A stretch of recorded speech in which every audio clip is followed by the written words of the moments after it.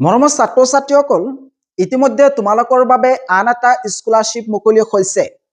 এই স্কলাৰশ্বিপৰ নাম হৈছে উজ্জীৱান স্মল ফাইনেন্স বেংক স্কলাৰশ্বিপ। এই স্কলাৰশ্বিপৰ বিষয়ে এই ভিডিঅ'ৰ জৰিয়তে বিতংকৈ আলোচনা কৰা হ'ব। তোমালোকে নিশ্চয় জানাছে মই ইতিমধ্যে কেইবাটাও স্কলাৰশ্বিপৰ বিষয়ে ভিডিঅ' বনাইছো। এতিয়ালৈকে যদি তোমালোকে এপ্লাই কৰা নাই তোমালোকে এপ্লাই কৰিবা। আৰু যিসকল শিক্ষাৰ্থীয়ে এই বছৰ মেট্ৰিক নাইবা হাই সেকেন্ডাৰী পৰীক্ষাত উত্তীৰ্ণ হৈছে তেওঁলোকলৈ এই ভিডিঅ'বোৰ শ্বেয়াৰ কৰিবা যাতে তেওঁলোকেও এইবোৰ স্কলাৰশ্বিপত এপ্লাই কৰি টকা লাভ কৰিব পাৰে।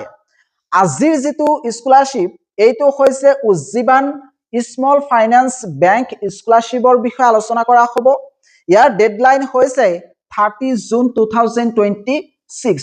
এতিয়ালৈকে কিন্তু সময় আছে, গতিকে তোমালোকে যদি এপ্লাই কৰিব বিচৰা তেতিয়াহলে এইটো স্কলাৰশ্বিপত এপ্লাই কৰিবা। আৰু ইয়াতে যদি ছাত্ৰ ছাত্ৰীয়ে সিলেক্ট হ'ব পাৰে তেতিয়াহলে ওয়ান টাইম অৰ্থাৎ এবাৰ তেওঁলোকক 40,000 দিয়া হ'ব।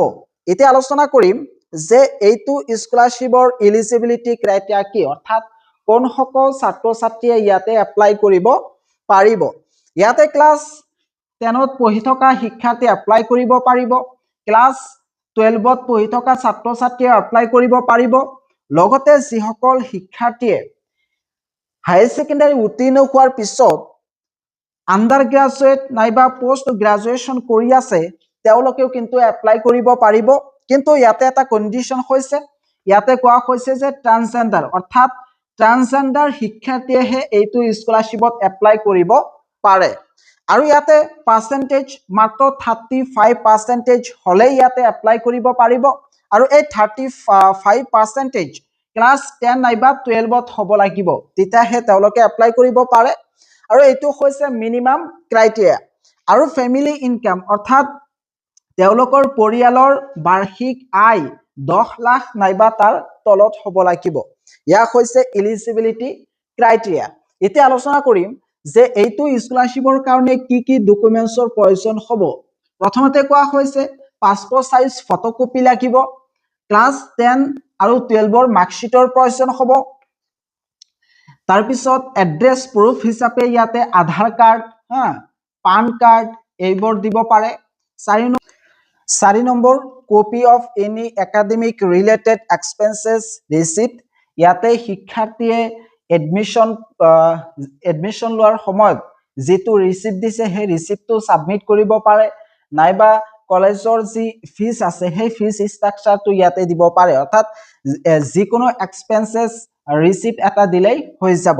5 number income certificate, 6 number bank account details, আৰু 7 নম্বৰ এটসেট্ৰা অৰ্থাৎ যি ট্ৰান্সজেন্ডাৰ আছে সেই ট্ৰান্সজেন্ডাৰ সাৰ্টিফিকেটৰ প্ৰয়োজন হ'ব পাৰে, নাইবা যদি শিক্ষাৰ্থী নিজৰ বেংক একাউন্ট নাথাকে তেতিয়াহলে পিতৃ মাতৃৰ বেংক একাউন্ট দিব পাৰে। কিন্তু পিতৃ মাতৃৰ লগত কি সম্পৰ্ক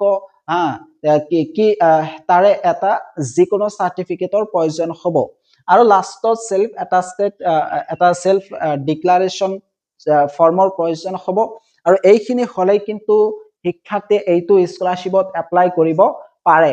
যিসকল ছাত্ৰ ছাত্ৰীয়ে এইটো স্কলাৰশ্বিপৰ কাৰণে এলিজিবল হয় তেওঁলোকলৈ শ্বেয়াৰ কৰি দিবা। আৰু ইতিমধ্যে কেইবাটাও স্কলাৰশ্বিপ মুকলি হৈছে, সেই স্কলাৰশ্বিপৰ বিষয়ে ভিডিঅ' বনোৱা হৈছে, সেইবোৰ চাই সকলো শিক্ষাৰ্থী এপ্লাই কৰিব পাৰে।